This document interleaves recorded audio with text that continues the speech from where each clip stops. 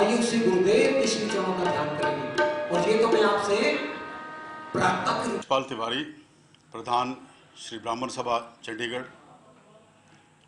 श्री ब्राह्मण सभा चंडीगढ़ के प्रयास से यह भवन, भगवान परशुराम भवन सेक्टर 37 में जो आप भव्य इमारत देख रहे हैं, उनके ही अटक प्रयास से ये बना है। और आज का पावन दिवस सबको शुभ हो और अक्षय तृतीया की और भगवान परशुराम जयंती की सबको बहुत बहुत बधाई, बहुत बहुत शुभकामनाएं। सर, हर बार यहाँ पे प्रभात फेरी भी निकलती थी भगवान परशुराम की, वो इस बार क्यों नहीं थी? पिछले लगभग 2 सालों से प्रभात फेरी नहीं निकली, शोभा यात्रा नहीं निकली, क्योंकि कोरोना काल के चलते हुए कुछ रिस्ट्रिक्शन थी चंडीगढ़ प्रशासन के द्वारा। और इस साल भी शोभा यात्रा इसलिए नहीं निकाली गई कि हमारे जो पूर्व प्रधान पंडित ओम प्रकाश शुक्ला जी थे, उनका देहांत 10 जनवरी 2022 को हुआ। तो लगभग 3-4 महीने अभी हुए हैं, तो हमने सोचा कि उनका थोड़ा सा शोक है। और हमारे जो महिला संकीर्तन मंडली है, उनकी पत्नी पंडित ओम प्रकाश शर्मा जी की पत्नी श्रीमती कृष्णा शुक्ला जी उसकी प्रधान है।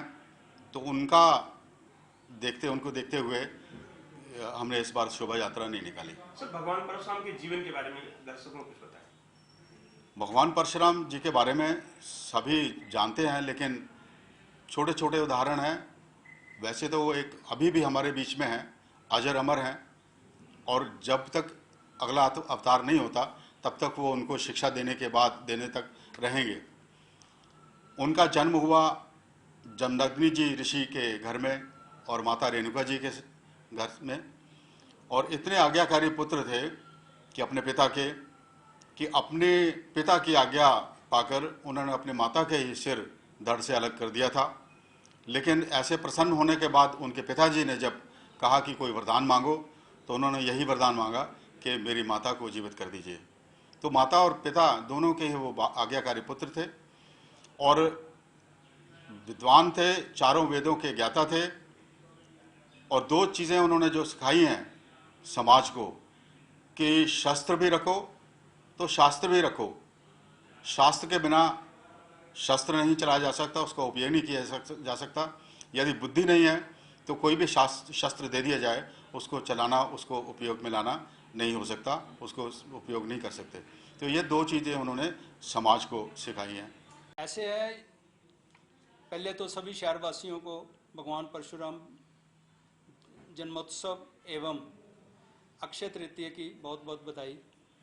आज के दिन ही माता गंगा को नीचे लाया गया था। आज के दिन ही कुबेर को खजाना मिला था।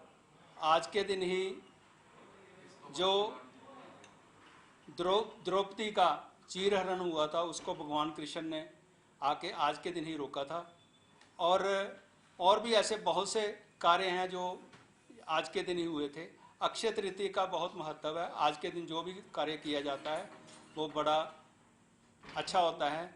शादी, मुंडन, कोई भी अच्छा कार्य घर में करना हो तो आज के दिन करने से बहुत इसका लाभ होता है और पवित्र माना गया है। और सर, जैसा कि आज अक्षय तृतीया भी है और यहाँ पे जन्मोत्सव मनाया जा रहा है, उसके बारे में पूरी डिटेल बताएं। सर, प्रोग्राम क्या है आपका यहाँ का? ऐसे है, ये कार्यक्रम हमने 1, 2 और 3 मई का ये कार्यक्रम था। आज भगवान परशुराम जन्मोत्सव के कारण आज सारा ये हम समापन करेंगे, ये लगभग 2 बजे। इसके 1 तारीख को भी यहाँ पे कार्यक्रम था और रोज़ की संकीर्तन हो रहा है। रोज़ प्रभु के जो भगत हैं वो आ रहे हैं। बहुत बड़ी संख्या में यहाँ की उपस्थिति रह रही है। और बहुत झांकी भी निकलती थी, अब झांकी नहीं निकली। झांकी का ना निकलने का कारण ये है कि हमारे जो प्रधान जी हैं, पहले कोविड के कारण 2 साल नहीं निकली, तीसरा साल ये जो है इस कारण नहीं निकल रही कि आज ये कुछ दिन ही हुए हैं, अभी कुछ महीने हमारे प्रधान जी का देहांत हुआ था, इस कारण हमने निकाली नहीं। अगले साल बड़े धूमधाम से इसको निकालेंगे और शहरवासियों का बहुत इसमें सम्मिलित होंगे और बहुत बड़ा कार्यक्रम हम करने जा रहे हैं। अगले साल इसका जरूर करेंगे। भगवान परशुराम के जीवन से लोगों को बेनिफिट क्या है, क्या लोग इससे क्या सीखेंगे सर? उनसे आप बहुत कुछ सीखा जा सकता है। चारों वेदों के वो ज्ञाता थे, बहुत बलशाली थे, जो उन्होंने कई ऐसे कार्य किए हैं।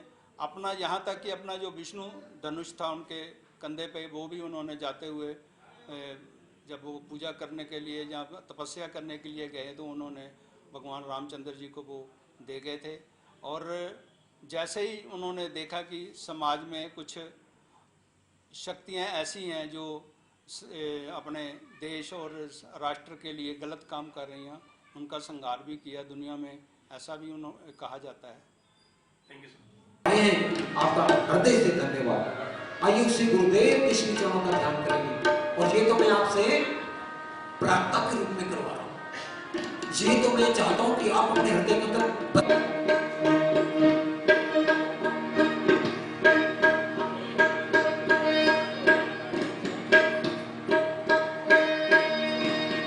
आइए प्रणाम करें गुरुदेव के श्री चरणों का ध्यान।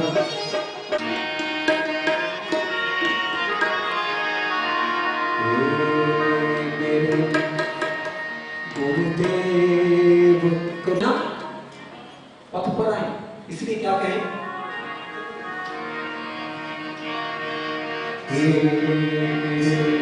गुरुदेव करुणा